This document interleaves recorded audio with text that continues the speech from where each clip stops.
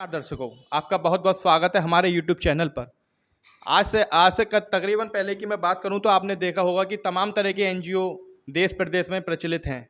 लेकिन वो एनजीओ काम करती हैं गरीब बच्चों के लिए, वो एनजीओ काम करती हैं छात्र छात्राओं के लिए, वो एनजीओ काम करती हैं जिन लोगों के लिए जो 2 वक्त का खाना भी मुहैया नहीं करा सकते हैं। लेकिन आज हमारे संग एक ऐसे शख्स मौजूद हैं जिन्होंने एनजीओ की परिभाषा को एक अलग रूप से करने का काम किया है। जी हाँ, आज हम इनसे बात करेंगे और जानने की कोशिश करेंगे कि किस तरह से इनके मन में यह विचार आया कि धर्म को लेकर भी एक एनजीओ होनी चाहिए। अभिषेक जी, आपका बहुत बहुत स्वागत है हमारे यूट्यूब चैनल पर। राधे राधे। मेरा नाम जैसा कि आपने बताया अभिषेक सक्सेना है और सनातन प्रतिभा फाउंडेशन जो आप पीछे देख पा रहे हैं जिसके बारे में अभी हमारे भाई ने बताया, तो इसकी शुरुआत मैंने और मेरे मित्र लोकेश कुमार सिंघल ने की, जो कि मेरे भाई की तरीके से हैं। और कहीं ना कहीं हमने ये चीज़ें देखा कि मार्केट में बहुत सारी एनजीओज वर्क करती हैं। किस लिए वर्क करती हैं? लोगों को जागरूक करने के लिए, लोगों तक ज़रूरत की चीज़ें पहुंचाने के लिए। तो हमारे मन में ये विचार आया कि क्यों ना हम भी कोई एक नई शुरुआत करें।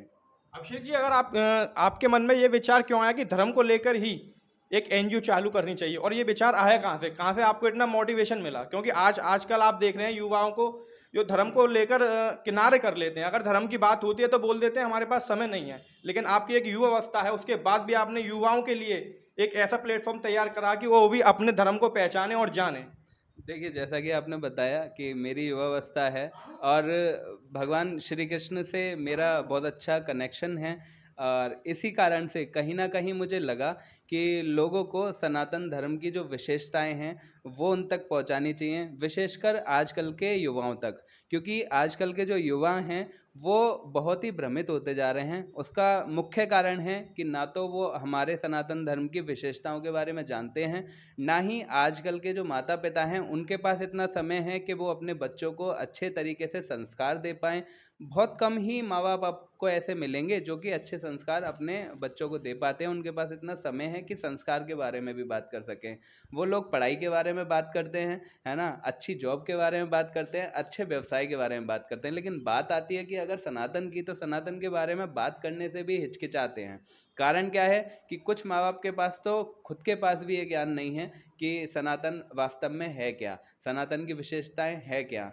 तो हमने ये सोचा कि क्यों ना, अगर मैं कृष्ण से इतना अच्छे से कनेक्टेड हूँ, सारी चीज़ों को अच्छे से समझता हूँ, श्रीमद् भगवद गीता का फॉलोअर भी हूँ, तो क्यों ना मैं भी अपनी ओर से एक प्रयास करूँ। जैसे कि राम सेतु जब बन रहा था, तो एक गिलहरी ने अपना प्रयास किया था राम सेतु बनाने के लिए, और जब उससे ये प्रश्न किया गया था कि आप जो कार्य कर रहे हैं उससे राम सेतु तो बनने वाला है नहीं, क्योंकि आप रेत डालते हैं और आ जाते हैं वापस से। तो ऐसे ही मैंने भी सोचा कि क्यों ना मैं भी उस गिलहरी की तरह अपना एक छोटा सा प्रयास करूं। कम से कम मेरा नाम उन लोगों में आएगा जिनने सनातन के हित के लिए काम किया है। अच्छा, आपने जब ये स्टार्ट किया था तो आपको कैसा लगा? क्या समर्थन आपको क्षेत्रवासियों का मिल रहा है? देखिए, जब मैंने शुरुआत की तो मैं अकेला था बिल्कुल, और मेरे साथ बहुत सारी समस्याएं भी आईं। लोगों ने मुझे राय दी कि जब आप सनातन की बात करेंगे तो कहीं ना कहीं बहुत सारे लोग आपसे विमुख हो जाएंगे, आपको अच्छा समर्थन नहीं मिलेगा। लेकिन फिर मैंने जो अपना एक उद्देश्य लेके चला था कि मेरे को सनातन प्रतिभा एक नाम नज़र आ रहा था मेरे माइंड में कि इस नाम को लेके ही मुझे चलना है। इस नाम को लेके मैं चला, संस्था रजिस्टर्ड कराई। रजिस्टर्ड कराने के बाद में फिर हमने धीरे धीरे कुछ नए काम ऐसे किए, तो लोगों ने इसको बड़ा सराहा कि आज की डेट में कोई ऐसा युवा भी है जो इन चीज़ों को कर रहा है। और पहले मैं अकेला था, आज मेरे साथ बहुत सारे युवा जुड़ चुके हैं, और युवा ही नहीं, बहुत सारे बुजुर्ग, बहुत सारे बच्चे भी मेरे साथ जुड़ चुके हैं जो मेरी इन विचारों को समझते हैं। और अगर मेरे द्वारा कोई चीज़ शेयर की जाती है तो उनको पता है कि कहीं ना कहीं ये हमारे लिए बहुत ज़्यादा लाभकारी सिद्ध होगी। अभिषेक जी, हमारे दर्शकों को बताइए कि कितना समय हो गया आपको ये स्टार्ट करे हुए, और कितनी जो है आपको कठिनाइयों का सामना करके यहाँ तक आने में समय लगा? देखिए, अगर समय की बात करूं तो संस्था को शुरू हुए तो अभी 1 साल नहीं हुआ है। लेकिन इस उद्देश्य को साथ में लेके मैं पिछले 10 सालों से अपनी रिसर्च कर रहा हूं, अपना काम कर रहा था इंडिविजुअली। लेकिन कहीं न कहीं मुझे लगा, जब एक संस्था होती है, संस्था के साथ अलग-अलग न क्षेत्रों के लोग जुड़े होते हैं, तो हम अच्छे से और ज़्यादा काम कर सकते हैं। तो ये शुरुआत हमने अप्रैल से की थी वैसे, लेकिन उस समय हमारा मोटिव ये नहीं था कि हम सनातन की विशेषताओं को प्रमोट करेंगे। लेकिन जैसे-जैसे हम काम करते रहे समाज की दृष्टि से, तब हमारा दीपावली से कुछ समय पहले ये मन बना कि क्यों ना संस्था को रजिस्टर्ड कराएँ, और रजिस्टर्ड धनतेरस के दिन हमारी संस्था हुई। ऐसा एक अच्छा दिन हमारे को मिला जिस दिन हमारी संस्था रजिस्टर्ड हुई। तब से हम प्रॉपर सनातन प्रतिभा के बैनर तले लोगों तक अच्छी-अच्छी बातें पहुँचाने का कार्य कर रहे हैं। अभिषेक जी, आपकी जो संस्था है इसकी कार्यप्रणाली क्या है? आप किस तरह से काम करते हैं? थोड़ा बताइए जानकारी। देखिए, अभी हम लोग क्या करते हैं, सनातन धर्म की विशेषताएँ और वैदिक संस्कृति के प्रचार के लिए मुख्य रूप से काम करते हैं, जिसमें हम श्रीमद् भगवद गीता का भी प्रचार करते हैं। लगभग 622 श्रीमद् भगवद गीता हम लोग अपने इवेंट्स और जानने वाले लोगों तक पहुंचा चुके हैं। और जो भी हम इवेंट कराते हैं उसमें भी हमारा यही मोटिव रहता है कि कहीं न कहीं जो बच्चे उसमें आ रहे हैं, उन तक सनातन धर्म के कुछ ऐसे छोटे-छोटे तरीके पहुँचे जिससे वो सनातन से जुड़ पाएँ। क्योंकि आजकल हिंदू मुस्लिम करने वाले लोग आपको बहुत मिलेंगे, लेकिन अगर बात करूँ सनातन धर्म की विशेषताएं पहुंचाने वाले लोगों की, तो ऐसे लोग बहुत कम हैं, जिनमें आज मेरा नाम शुमार है। तो मैं अपने आप को बहुत गर्वान्वित महसूस करता हूँ इसके लिए। लेकिन आपको ऐसा नहीं लगता, आपने सनातन धर्म की शुरुआत करी है, लेकिन हमारा संविधान कहता है कि सबको साथ लेके चलना चाहिए, लेकिन आप एकमात्र अपने संगठन को लेके, एक धर्म को लेके आगे बढ़ रहे हैं, आपको नहीं लगता है? अच्छा, मैं आपसे ही एक प्रश्न करना चाहूँगा। सनातन वास्तव में है क्या? सनातन को लोग कहते हैं कि आप एक साथ लेके नहीं चलेंगे, ये नहीं करेंगे। मैं अगर सनातन के बारे में आपको बताऊं, तो सनातन धर्म ही विश्व का एकमात्र धर्म है। इसके अलावा जितने भी आपको समझ में आते हैं, ये सभी पंथ, मजहब या संप्रदाय हैं, जो कि किसी भी एक व्यक्ति द्वारा स्टार्ट किए गए हैं। जबकि सनातन क्या है, सनातन के बारे में आप पढ़ेंगे तो सनातन का ना ही शुरुआत का कोई पता है, ना ही कोई अंत का पता है ना? तो सनातन के बारे में तो ये सब कहना जो है, जो भी लोग कहते हैं वो भ्रमित करते हैं। अभिषेक जी, मैंने आपके यहाँ आने से पहले कल एक अपना स्टेटस लगाया था कि मैं आपका जो इंटरव्यू लूंगा और आपसे जानूंगा क्या है।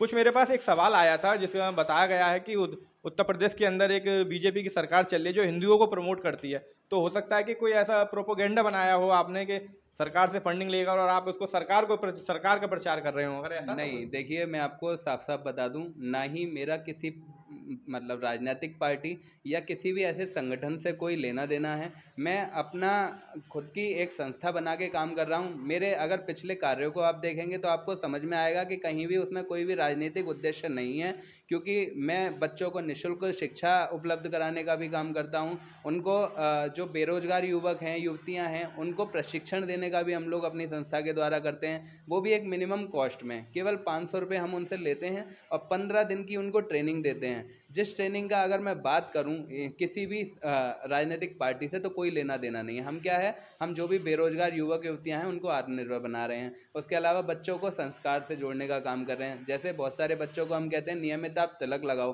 तो क्या आप नियमित तिलक लगाने को किसी भी पार्टी से जोड़ सकते हैं? नहीं नहीं, बिल्कुल। है ना? तो ऐसा हिंदू मुस्लिम वाली कोई बात ही नहीं है। हमारा केवल और केवल एक उद्देश्य है कि सब तक जो भी कुरीतियां हैं वो उनसे दूर हों और प्रामाणिक बातें उन तक पहुंचें। अच्छा अभिषेक जी, आप कहते हैं कि हमारे कार्यक्रमों में मोमडन समाज के लोग भी आते हैं। हाँ। तो आपने बताया था कि कुछ सामग्री आपने उनको वितरित करने का कार्य किया है, तो कुछ एक आंकड़ा हो तो आप बताइए। हाँ, बिल्कुल। देखिए, जैसा कि मैंने बताया कि निःशुल्क अब तक हम 622 श्रीमद् भगवद गीता वितरित कर चुके हैं।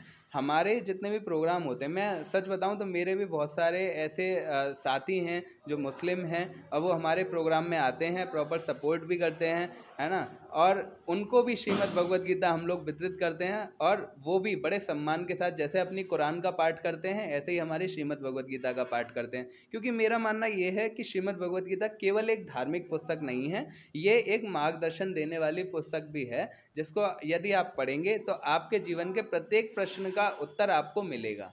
तो यही विचारधारा के साथ मैं निरंतर कार्य कर रहा हूँ। अभिषेक जी, मैं आपके बैनर में देख रहा हूँ कि ये संख्या इंटू मूल्य इज इक्वल टू कुल मूल्य, थोड़ा इसको समझाने का प्रयास कीजिए। देखिए, हम लोग ये चाहते हैं कि अगर मैं केवल अपने बेस पर काम करता रहा, कि अपने बेस पर मैं श्रीमद् भगवद गीता का प्रचार करता रहा, तो एक लिमिटेड टाइम है जब तक मैं ये काम कर पाऊँगा। उसके बाद क्या होगा, मेरा जो विचारधारा है वो कहीं न कहीं बाधित हो जाएगी। तो मैं चाहता हूँ मेरी जैसी विचारधारा के जितने लोग हैं, जो चाहते हैं श्रीमद् भगवद गीता का ज्ञान सभी तक पहुँचे और सभी श्रीमद् भगवद गीता का सनातनी पाठ करें, तो ऐसे लोगों तक ज्ञान पहुंचाने के लिए मैं चाहता हूं कुछ लोग आगे आएं, वो अपने सामर्थ्य अनुसार, लाइक अगर 11 श्रीमद् भगवत गीता उनको बंटवानी है, तो एक हमारे पास श्रीमद् भगवत गीता का रेट है कि हमने 35 रुपये रेट फिक्स किया हुआ है कि इतने रुपए रेट के हिसाब से आप 11 बंटवाएंगे तो 385 रुपये आपको देने हैं। ऐसे ही कंटिन्यू ये संख्या है, 1001 बंटवानी है 35 के हिसाब से, तो 35,035 रुपये आप हमको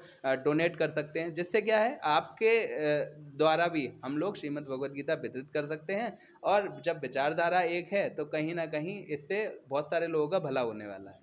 मैं जानना चाहूँगा कि 2 लाइनों में आपकी जो फाउंडेशन है इसका उद्देश्य क्या है? देखिए, 2 लाइनों में अगर संस्था की जो उद्देश्य हैं उसको बताऊं, तो हमारा मेन उद्देश्य यही है कि युवाओं तक सनातन धर्म की विशेषताएं और वैदिक संस्कृति का प्रचार हम आज की डेट में जिस भी तरीके से हो सकता है वैसे कर सकें। अभिषेक जी बहुत बहुत धन्यवाद आपका हमारे साथ बात करने के लिए और जुड़ने के लिए। बहुत बहुत धन्यवाद साथियों।